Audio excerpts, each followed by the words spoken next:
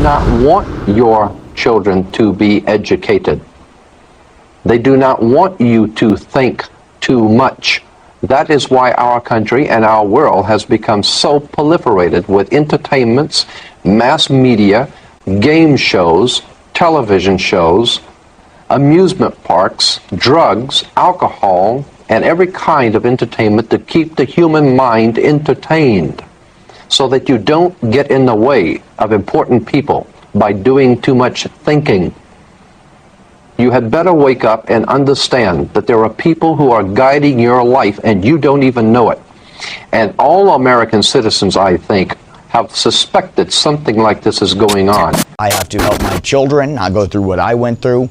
And not only that, but as the body of Christ, when you start to realize this, is that slavery never really went away. A lot of people like to look at the Bible as this crazy thing of slavery. First of all, people used to, the first form of slavery as I know it, when they talked about people would be slaves to like buy land and to have food to eat and stuff like that when you were poor. What do we do now when we want to pay our rent and when we want to get groceries? We go to work, we work 40 hours a week, we get a little place to rent and a little food to eat. We're still the slaves in the same way that it used to be originally.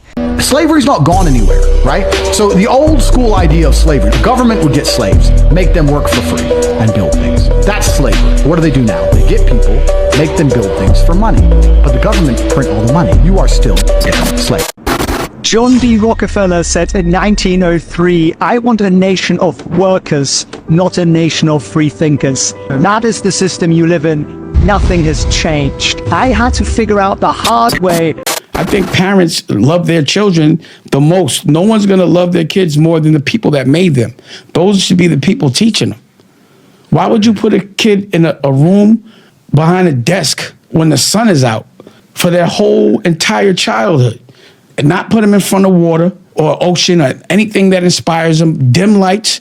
If you notice, schools, jails, and hospitals all look exactly the same.